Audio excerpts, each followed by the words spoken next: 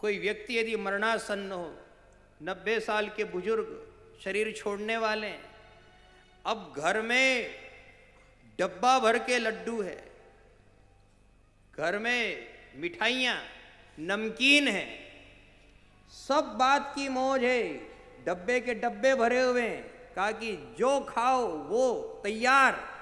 पर अंत में डब्बों का सामान काम नहीं आता है, अंत में तो तुलसी क्यारे की तुलसी ही काम आती है।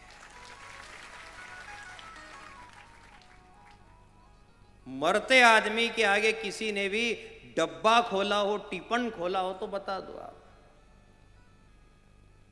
जो जो भी दौड़े हैं, जो जो भी लपके हैं, वो तुलसी क्यारे की तरफ ही लपके। कहां है रे तुलसी क्यारा, कहां है? लेकिन वहां है, वहां से लाओ, जल्दी जल्दी से लाए।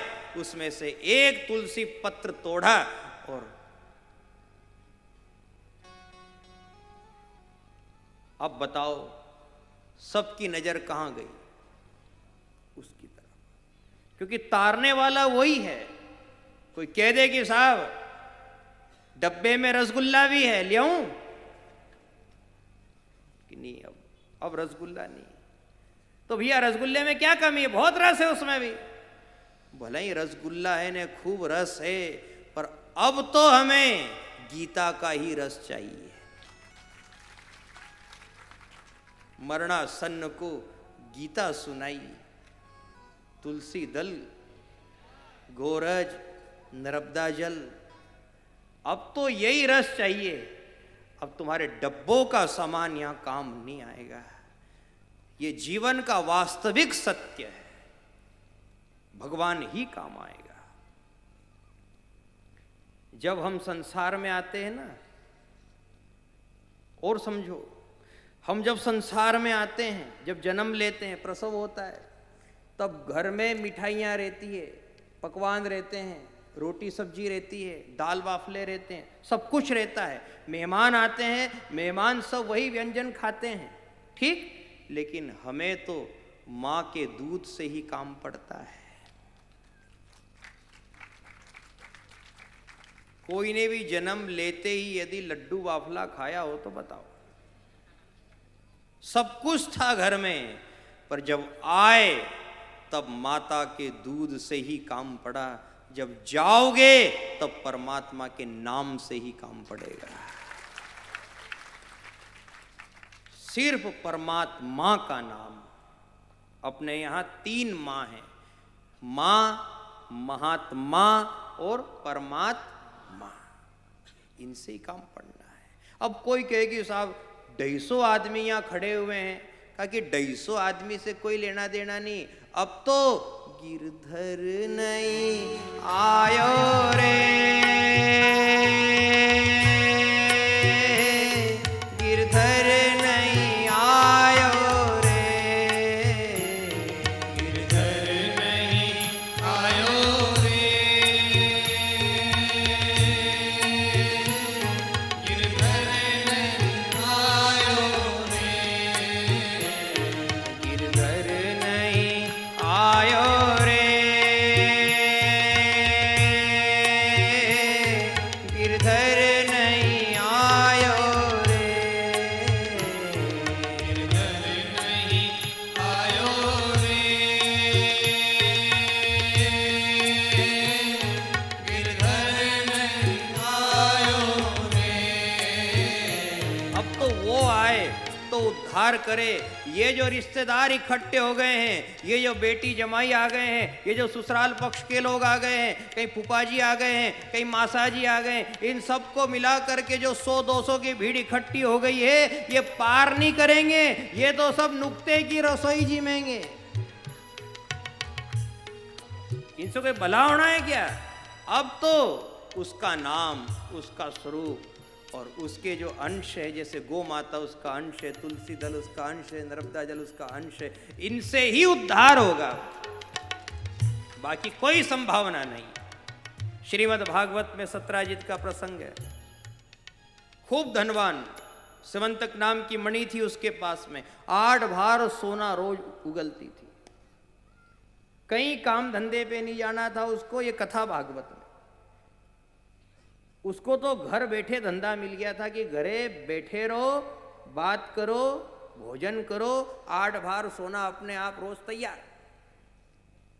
और 8 भार सोना मतलब 170 पौंड सोना, किलो भी नहीं, कुंटल भी नहीं, बोलो कितना पौंड, 170 पौंड। इतना धन कमा लिया सत्राजित ने, फिर भी संतोष नहीं हुआ। इसका छोटा भाई प्रसेन मणि पहन करके जंगल में शिकार खेलने गया, वहां पर एक शेर ने उसे मार दिया। और इस प्रकार से कथा आगे बढ़ी तो आखिरकार ये हुआ कि उसने भगवान श्री कृष्ण को ही कलंक लगा दिया कि इनने ही मेरे छोटे भाई प्रसेन का वध किया है और मणि छीनी है। जबकि मणि शेर ने छीनी थी, उसी शेर को एक भालू ने मार दिया और उस भालू ने छीन ली और वो अपनी गुफा में ले जा करके अपनी बेटी को दे करके बोला कि मैं तेरे लिए लाया हूं।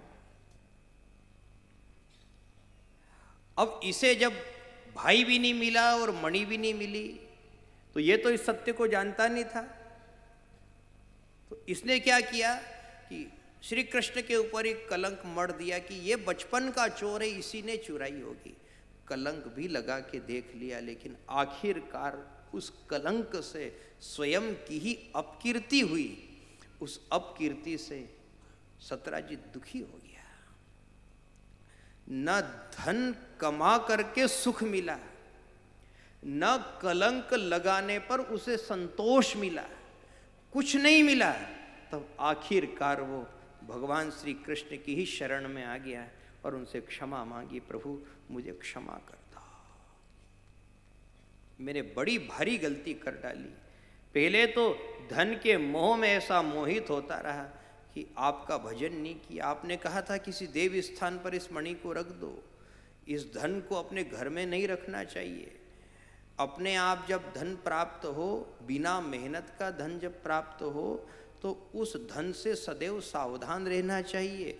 जैसे अचानक से घर में सांप निकल आए तो हम सब भयभीत हो जाते हैं और उस घर से बाहर हो जाते हैं।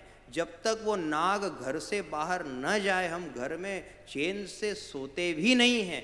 ठीक उसी प्रकार जब खोकट का, पाप का और अधर्म का पैसा घर में आ जाए और पड़े पड़े और बैठे बैठे आपको इनकम होने लग जाए, तो जैसे सांप से डरते हो ऐसे उस धन से भी डरा करो।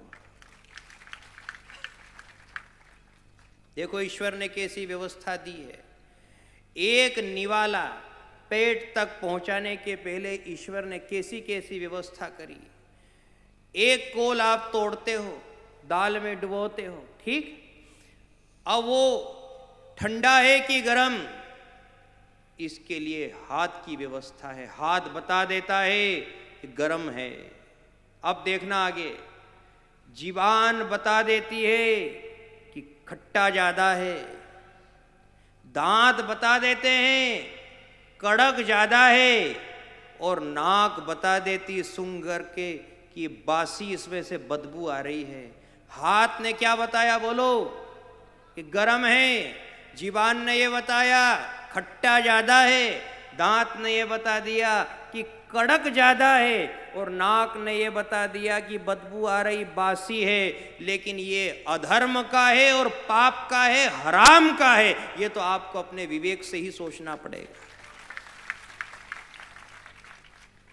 इसके लिए आप सोचो कि मुझे मेरे दांत बता दे। दांत क्या बताए बेचारे। दांत से पूछा क्यों दांत, ये 1 नंबर का पैसा है कि 2 नंबर का। दांत ने कहा कि हमारे नहीं मालूम। जीवान तेरे को मालूम। जीवान ने कहा अपने को कुछ नहीं मालूम, अपने पास जितनी जानकारी उतनी आपको दे दी। अब पाप का है ये कौन बताए बोलो। स्वयं का विवेक ये बताएगा कि मांग लिया सो दूध बराबर, चूस लिया सो खून बराबर। ये कौन बताएगा, विवेक। और उस विवेक का यदि हम प्रयोग करेंगे तो हम इस अधर्म से बच जाएंगे। सत्राजित बहुत अधिक दुखी हुआ और अपनी कन्या सत्यभामा को लेकर के आया और श्री कृष्ण भगवान के चरणों में आकर के बोला कि अब मैं आपसे क्या क्षमा मांगूं, आप तो दीन बंधु दीनानाथ भक्त वत्सल हो, पर मेरी ओर से आप ये मेरी कन्या स्वीकार करो और आज से मुझे आप अपना समधी बना दो। समधी मतलब मैं आपसे ब्रह्म संबंध करना चाहता हूं। ये ऐसी ब्रह्म संबंध की कथा है कि मैंने कलंक लगाने में कोई कसर नहीं रखी है। यदुवंश में आपके नाम का मैंने झूठा प्रचार किया है, पर हे प्रभु आप मुझे क्षमा कर दो। इन कथाओं को सुनकर के हमें ऐसा लगता है कि बड़े बड़े धनवान भी दुखी रहे हैं और ईश्वर से जो विमुख हो गए वो भी दुखी रहे हैं। सुखी कौन है? जो ईश्वर की शरण में आ गया वो सुखी है। जिसने अपनी आत्मा का संबंध भगवान से कर दिया। आत्मा का संबंध भगवान से मतलब वो समधी हो गया। समधी मतलब ब्रह्म संबंध हो गया। शरण में ही रहो, कहीं नहीं रहना। कोई को ये लगता होगा कि अपन होटल में रह करके देखे यार कैसा लगता होगा, 4,000 रुपये रोज का कमरा है, वहाँ पे कैसा लगता होगा, बंगले में कैसा लगता होगा, कोठियों में कैसा लगता होगा, विदेश में कैसा लगता होगा। हमारा तो ऐसा कहना है साहब, कहीं मत रहो और कहीं की भी आस मत करो। ईश्वर ने जहाँ जन्म दिया वहीं मौत से रहो, पर ईश्वर की शरण में जरूर रहना।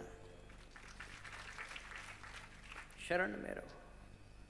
अच्छा, एक बात का आप सब मिलकर के अनुभव करो।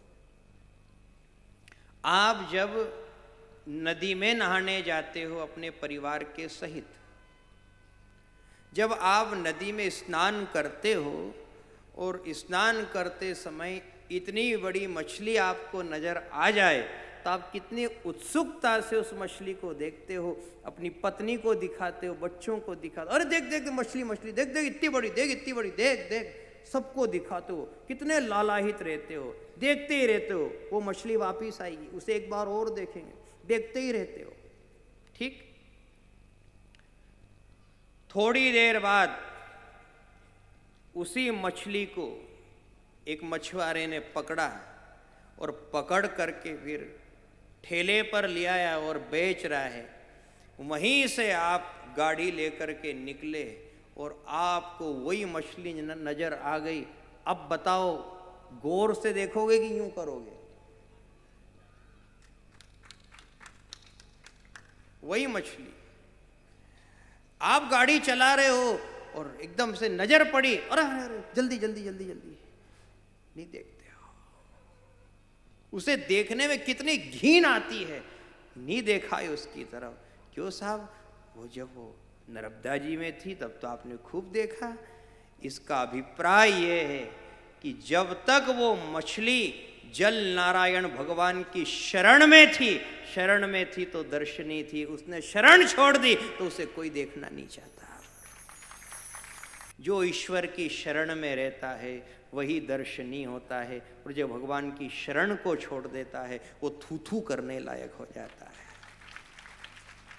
जो जाकी शरणे बसे, जो जाकी शरणे बसे, वाको वाकी लाज, उबी धार मछली चढ़े और बही जात गजराज।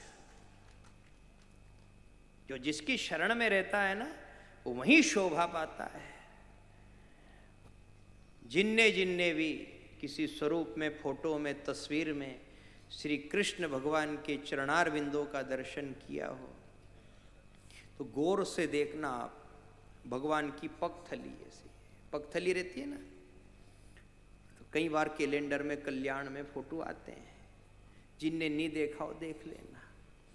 भगवान के चरण में जो चिन्ह है, अलग अलग चिन्ह बने हुए, सब चक्र भी है उसमें, चरण चिन्ह में गदा भी है, पुष्प भी है, स्वस्तिक भी है, ध्वजा भी है, मंदिर का शिखर भी है। पर साथ में आप ये भी देखोगे भगवान के चरणों में ये सब चिन्ह सुशोभित हो रहे हैं, वहीं चिन्ह के रूप में एक मछली भी है। अब भगवान के चरणों में मछली का क्या काम? अरे ध्वजा है, हम माने कि चलो चिन्ह है, स्वस्तिक चिन्ह है, गदा चिन्ह है, पुष्प चिन्ह है, चक्र चिन्ह है, यहाँ तक तो बात समझ में आ गई। लेकिन मछली क्यों? भगवान श्री कृष्ण के चरणार बिंदों में जो मछली का चिन्ह है वो इसी बात पे है कि ये मछली यदि मेरी शरण में है तो ये दर्शनीय है, यदि यही मछली बाहर आ जाए तो इसे कोई देखेगा भी नहीं। यह अभिप्राय है कि जो मेरी शरण में रहेगा वो दर्शनीय हो जाएगा। ये सिंगा जी महाराज की इतनी जय जयकार क्यों करते हो आप? क्योंकि वो कहां रहते थे? बोल दो। भगवान की शरण में रहते थे वो अपने जैसे ही नर, लेकिन वो चले गए थे कहां? शरण में। तो मछली का जो चिन्ह है ना भगवान के चरण चिन्हों में, वो इसी बात पर है कि जो मेरी शरण में आ जाएगा उसे मैं धन्य बना दूंगा, उसे मैं दर्शनीय बना दूंगा। बस मेरी शरण में आ जाओ। सर्वधर्मान परित्यज्य मामेकम शरणम व्रज। जयपुर के पास एक गांव, जहां एक खाटम जी नाम के बड़े भगत हुए।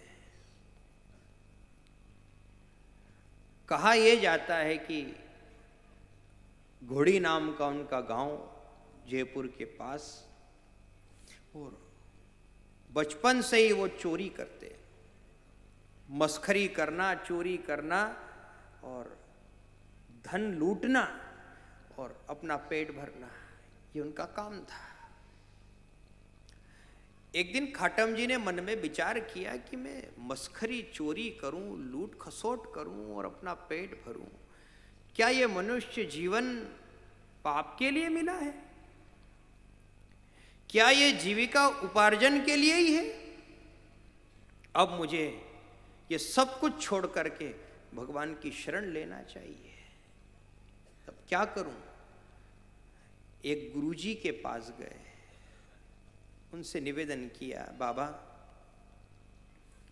चोरी करते करते अब मेरा मन भर गया, मुझे अचानक से अंतःकरण में आभास हुआ, अब ये पाप छोड़ देना चाहिए, अब भगवान का भजन करना चाहिए, भक्ति करना चाहिए। अब मैं तो बचपन का चोर ठहरा, मस्करा ठहरा, मुझे कोई बोध तो है नहीं। आप गुरु हो, आप संत हो, आप मुझे बोध दे दो, मैं क्या करूं? गुरु जी भी बड़े पहुंचे हुए थे। उन्होंने कहा कि खाटम, तू आज से एक संकल्प ले ले कि एक तो जीवन में कभी भी मैं झूठ नहीं बोलूंगा, और दूसरा संकल्प यह ले ले कि जहां कहीं भगवान के नाम की जय जयकार होती होगी, सत्संग होता होगा, आरती का डंका जहां बजता होगा, वहां मैं जरूर जाऊंगा, भगवान की आरती को कभी पीठ नहीं दूंगा। ये संकल्प ले ले और इस मंत्र को जप, तेरा कल्याण होगा। तेरे घर कोई साधु संत महात्मा आए तो ध्यान रखना, कोई भूखा नहीं जाना चाहिए हो। कहा कि गुरुजी ठीक है।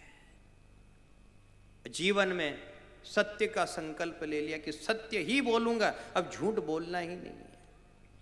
घर जो भी साधु संत ब्राह्मण आते थे तो उनकी सेवा में लग जाते थे। अब चोरी तो बंद कर ही चुके थे, तो पैसा भी नहीं था घर में। एक दिन क्या हुआ कि 4 साधु कहीं से आए और रात का समय उन्होंने कहा, खाटम जी हमें भूख बहुत जोर से लगी है, आप कहीं से भोजन की व्यवस्था करो। खाटम जी मन में विचार करने लगे, अब क्या करूं? धन है नहीं, अनाज है नहीं, व्यवस्था है नहीं, और गुरुजी ने यह भी कहा था कि साधु भूखा नहीं जाना चाहिए। अब साधु घर आए और भूखे जाए, ये भी ठीक नहीं, मुझे क्या करना चाहिए? उस समय में उन्होंने भगवान से प्रार्थना करी, भगवान मुझे रास्ता दिखाओ। अब देखो क्या होता है। उनके मन में अचानक से एक प्रेरणा आई कि सेठ ने गेहूं की खेती करी थी और सेठ का खलियान है जिसमें गेहूं की गरी लगी हुई है। अपने यहाँ पहले खला बनाते थे, खलियान बनाते थे तो गेहूं की गरी लगा देते थे, ऐसा ढेर लगा देते थे। तो सोचा अपन एक काम करो, सेठ जी की गरी में से थोड़े से गेहूं ले आओ उनको यहाँ कूट पीट करके साफ कर लेंगे और उनके टिक्कड़ बना करके साधुओं को जिमा देंगे। पहले साधु भी टिक्कड़ ही जिमते थे।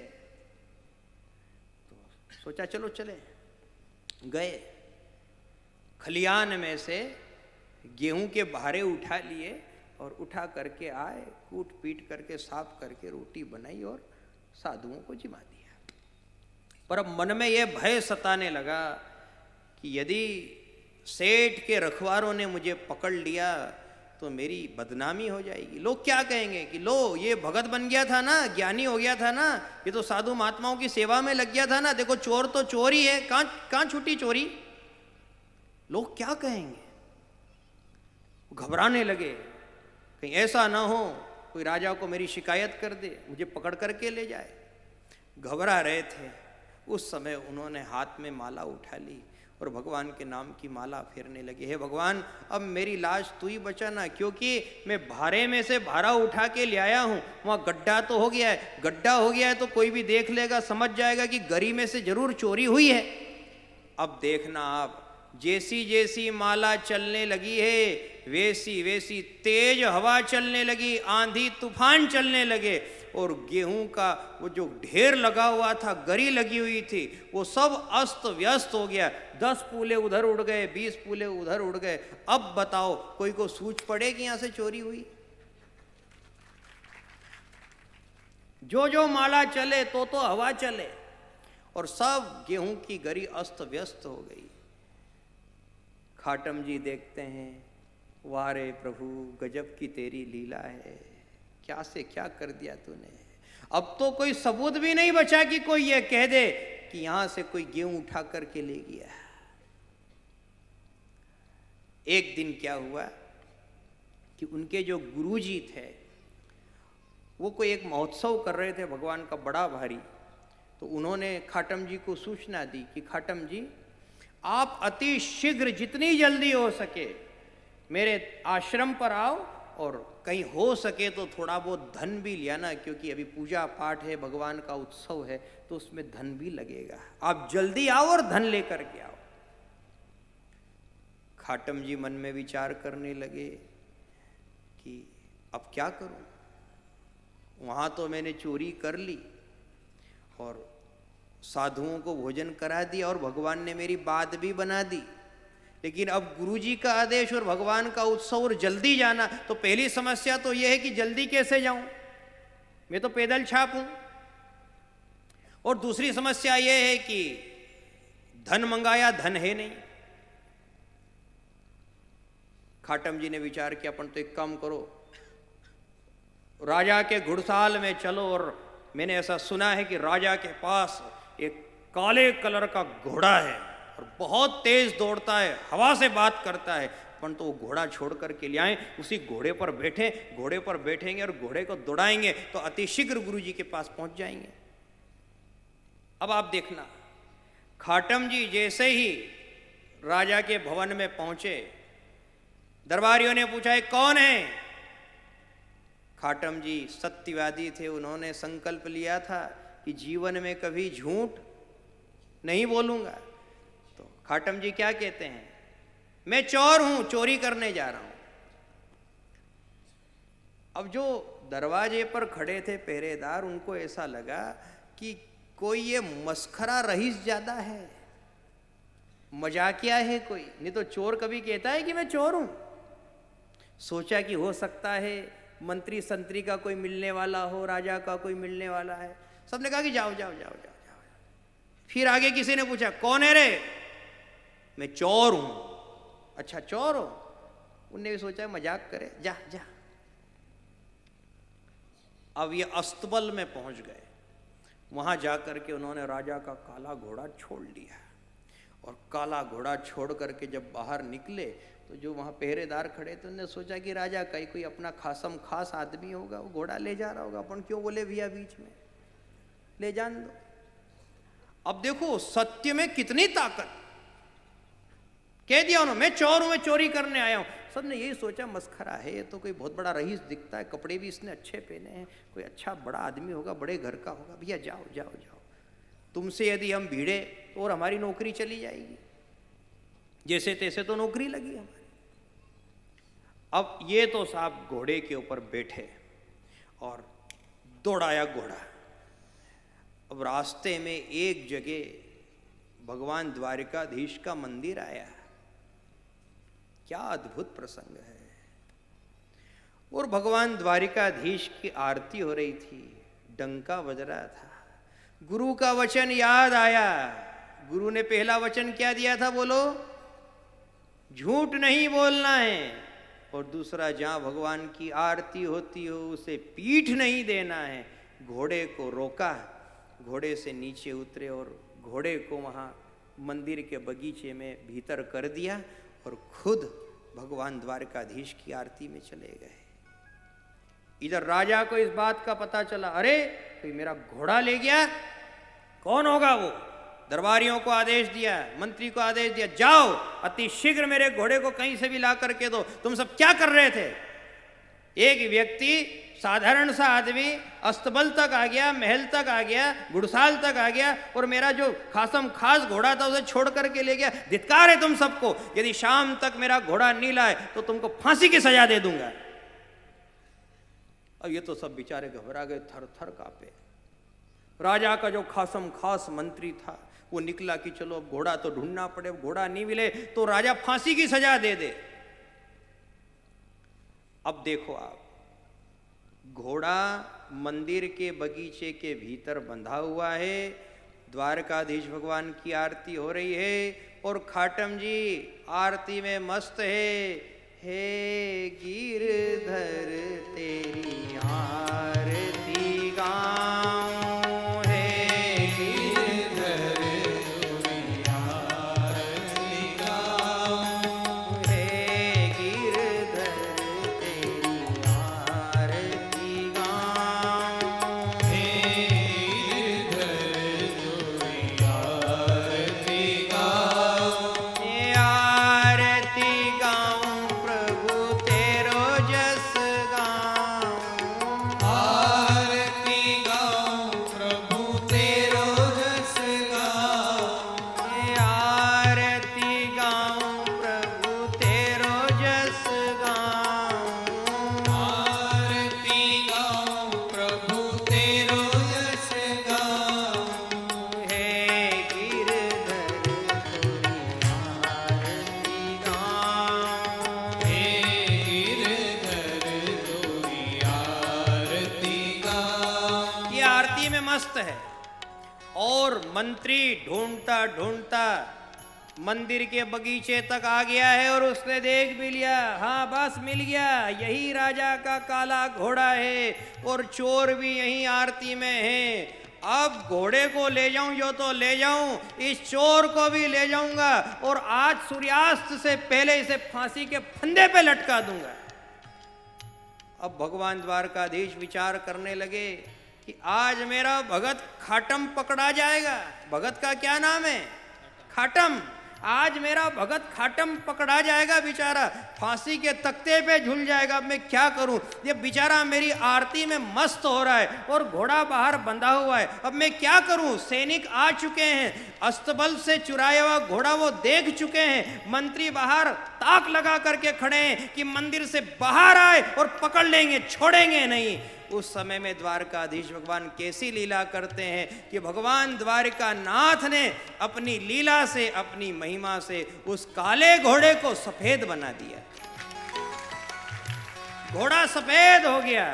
अब वो मंत्री भी हक्का बक्का हो गया कि अभी तो मैंने देखा था घोड़ा तो यही था, यही तो घोड़ा था। कहीं मेरी आंखों में भेद तो नहीं हो गया? क्या हो गया? उसने आंखों को पानी से धोया, फिर देखे क्या हो गया, ये धोखा क्यों? अभी तो देखा मैंने, ये राजा का काला घोड़ा, अरे सफेद कैसे हो गया? ये काले का सफेद कैसे? खाटम जी मंदिर से बाहर आए, वो भी यही देखते हैं कि जो घोड़ा काला था वो सफेद हो गया। अब वो तो घोड़े की पीठ के ऊपर चढ़े और वो देखते क्या है कि वहां पर मंत्री बैठा बैठा रो रहा है, क्योंकि उसे तो चिंता कि आज शाम को फांसी का फंदा मेरे लिए तैयार। खाटम जी संत हृदय थे, वो भगवान की लीला, भगवान की महिमा को भली भांति जानते थे। वो समझ गए थे कि ये सब द्वारिकाधीश की ही लीला है, इन्हीं की महिमा है। काले घोड़े को इनने ही सफ़ेद किया है। पर पूछा, भाई रोते क्यों, कौन हो तुम? कहा कि मैं मंत्री हूँ और मैं अपनी आँखों से अभी अभी देखा हूँ कि ये घोड़ा हमारा ही था, ये काला ही था, ये सफ़ेद कैसे हो गया? और रो इसलिए रहा हूँ कि आज शाम को मेरा जीवन पूर्ण हो जाएगा, राजा मुझे छोड़ेगा नहीं। खाटम जी को दया आ गई, सोचा मेरे कारण, मेरी यात्रा के कारण यदि किसी का गला कटता हो, किसी की जान जाती हो तो ये मुझे अच्छा नहीं लगे। खाटम जी कहने लगे, दरबारी, अरे मंत्री तुम रोते क्यों हो, चलो मैं तुम्हारे साथ चलता हूँ। उन्होंने लिया घोड़े को और राज दरबार में पहुँच गए। राजा से भेंट हुई। राजा भी सत्संगी थे, भजनानंदी थे, वो भी भगवान की महिमा को भली भांति जानते थे। जब राजा ने सारा प्रसंग सुना कि देखो भगवान द्वारकाधीश की महिमा से ये काला घोड़ा सफ़ेद हो गया है, तो राजा ने भी अपने आप को धन्य मान लिया और खाटम जी के चरणों में गिर पड़ा और प्रणाम किया। हे महात्मन, आज आप मेरे यहाँ पधारे, आज मेरा महल और मेरा जीवन दोनों धन्य हो गए। अब मैं आपकी क्या सेवा करूं? मैं चाहता हूं कि आपकी सेवा करूं। खाटम जी बोले, मुझे मेरे गुरु ने याद किया है।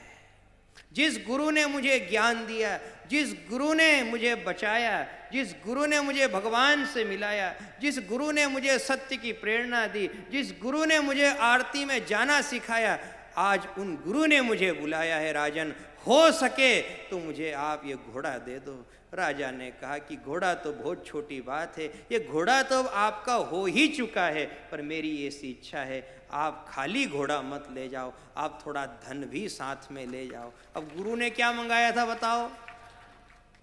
कि उत्सव होने वाला है, धन लेते आना। अब खाटम जी तो मगन हो गए, भगवान की भक्ति में मस्त हो गए, धन लेकर के और उस सफ़ेद घोड़े को लेकर के गुरु के धाम में पहुंचे और गुरु के चरणों में प्रणाम किया। गुरुदेव, आपके शब्द बांसुरी की धुन है जिसने मेरे जीवन को बदल दिया। नहीं तो न जाने कहाँ चला जाता यह जीवन, भोग में ही व्यतीत हो जाता। न जाने कब मैं राजा के यहाँ पकड़ा जाता और राजा मुझे फंदे पे लटका देता। पर यह सब लीला, यह सब कृपा आपकी ही है।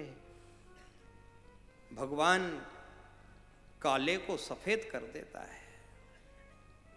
और अपने कर्म का रंग क्या है बोलो? काला ही रंग है, तो इसको सफेद करने वाला सिया राम है।